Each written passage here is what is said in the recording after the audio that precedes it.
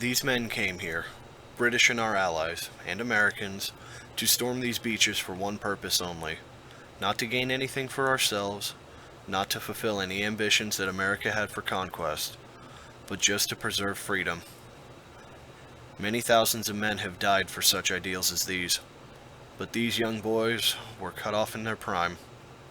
I devoutly hope that we will never again have to see such scenes as these.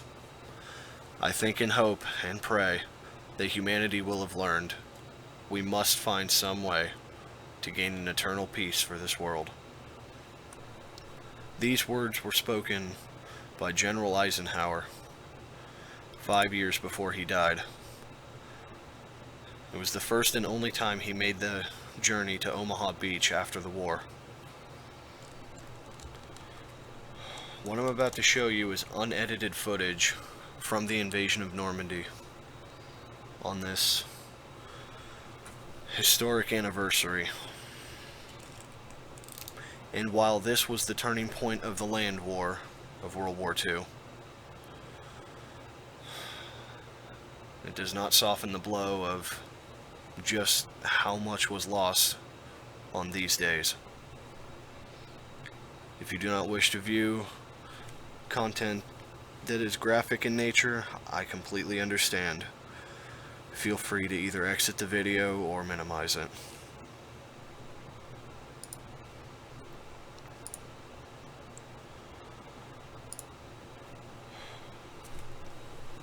Whether you know it as Operation Overlord, the invasion of Normandy, or simply D-Day, it was the largest amphibious invasion in history. General Dwight D. Eisenhower commanded the operation, and his plans were made to land in Normandy, west of where the German troops and artillery were built up.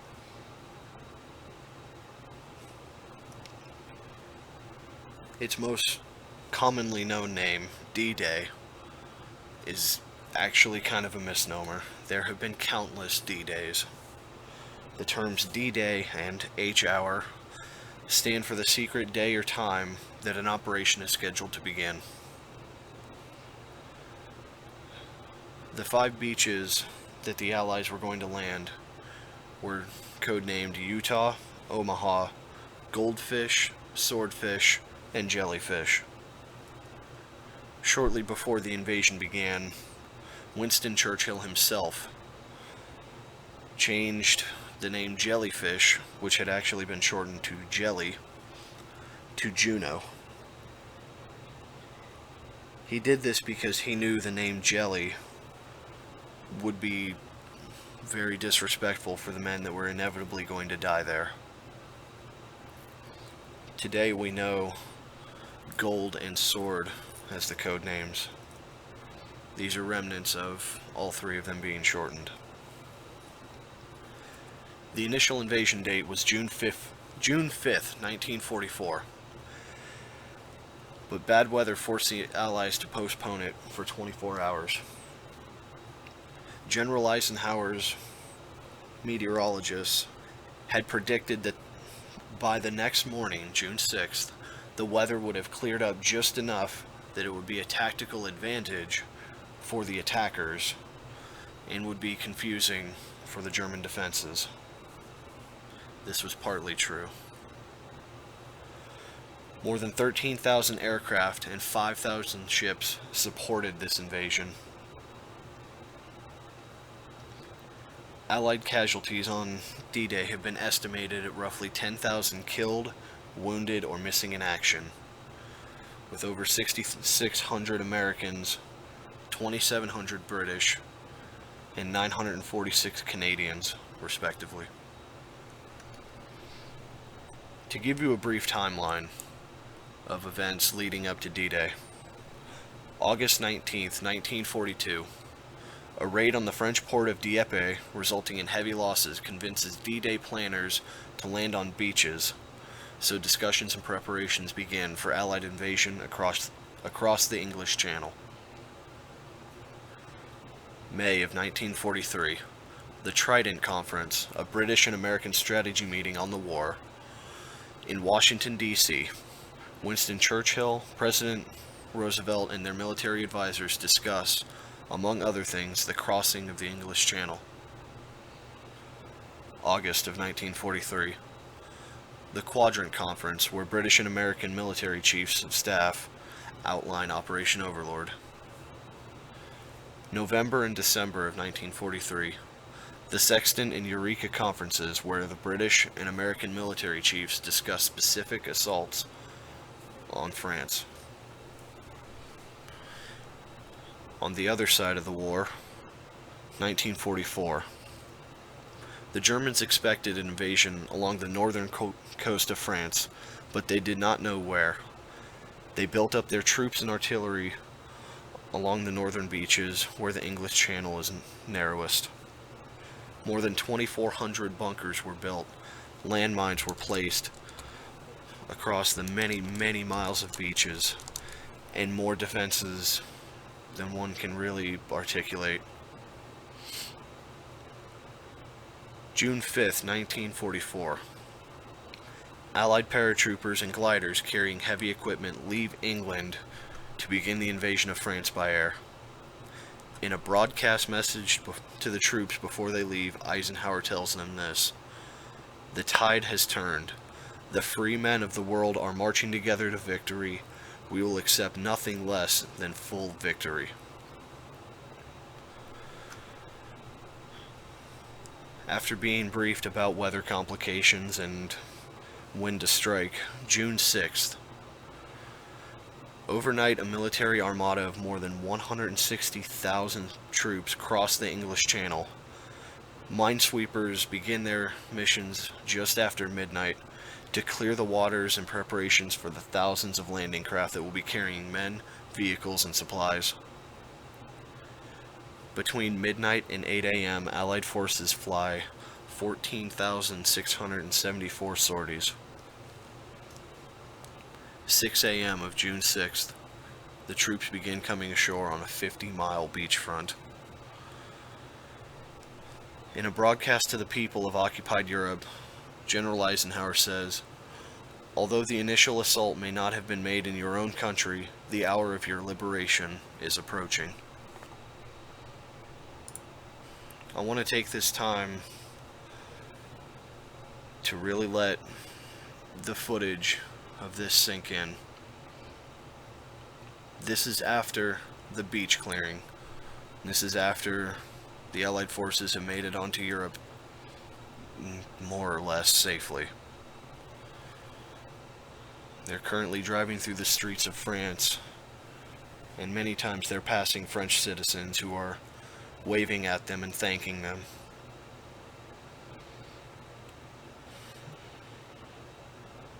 I couldn't imagine having to go through the initial invasion, and after surviving that, carrying on, while my brothers and honestly a lot of sisters had fallen in the war previously.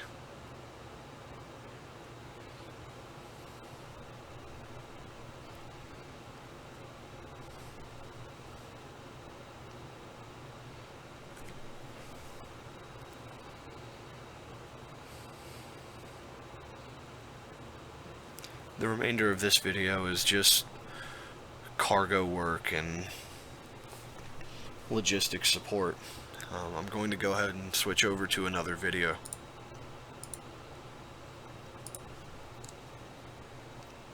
But now that we have the timeline pretty much down, I want to go over some interesting facts about D-Day and the war in general.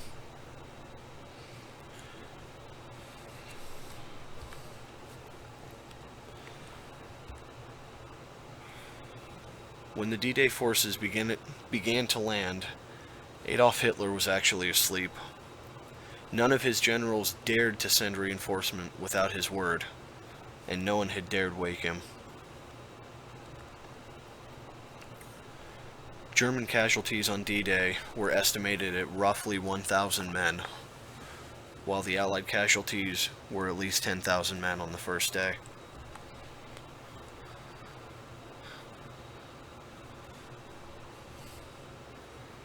even more casualties happened. Civilian casualties on D-Day and D+1, which is the day after, are estimated at around 3,000 people. Interestingly enough, the sands of Normandy beaches have so much metal left in them from D-Day that 4% are made up of metal particles from the landings.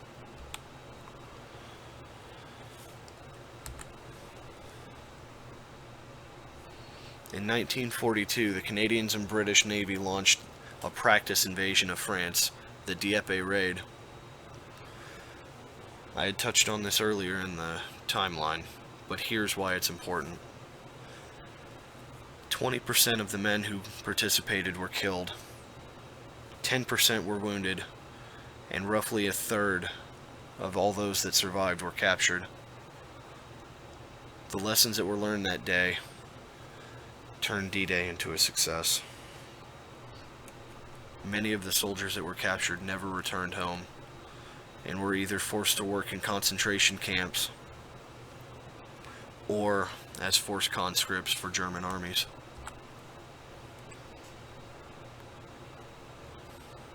Theodore Roosevelt Jr. was one of the only generals involved with the initial assault on D-Day, after he personally insisted to his superiors that he is one of the first ones off the boats. He survived the initial assaults, then died 1 month later of a heart attack. The actor who would later play Scotty in Star Trek was shot 6 times on D-Day, 4 times in the leg, 1 through the chest, and once through his finger.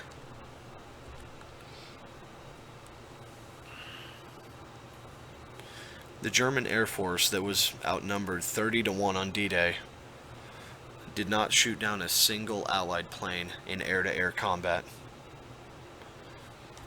The majority of the planes that fell during D-Day were from the groundside bunkers or simply due to mechanical failures.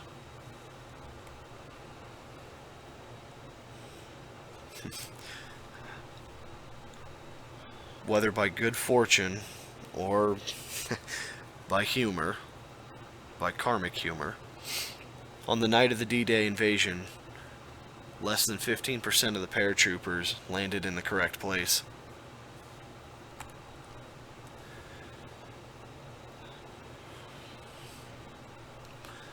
To plan for D-Day, the BBC ran a competition for the French beach holiday photographs as a way of gathering intelligence on suitable beaches.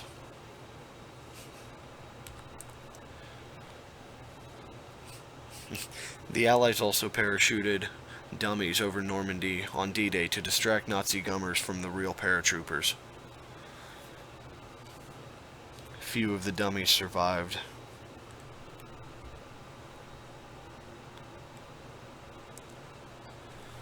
From the 12th of March, 1944 onward, Britain barred all travel to Ireland in order to prevent the leaking of the date of the D-Day landings.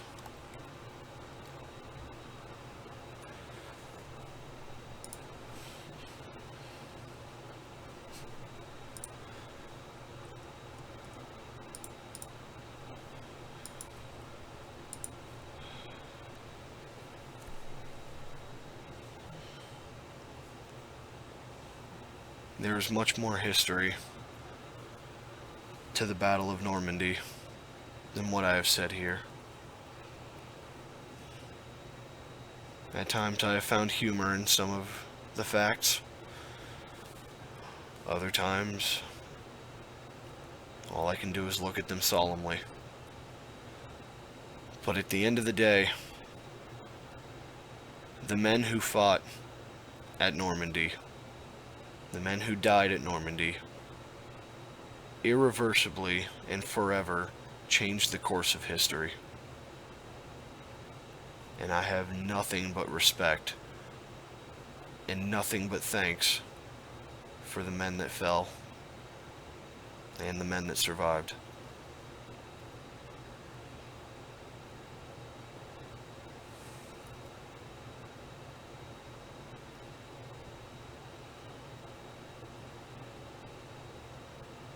I have been to Germany multiple times. I've been in some of the concentration camps. I've been in Auschwitz. I've actually been in the gas chambers, personally, physically.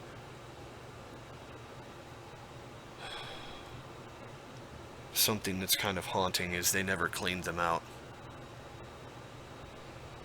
The charred remains of humans are still in the ovens.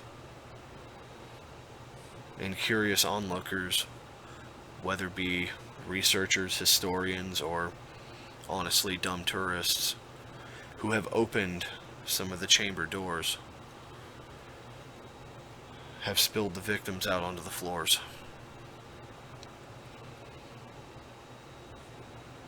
That's a smell I will never forget.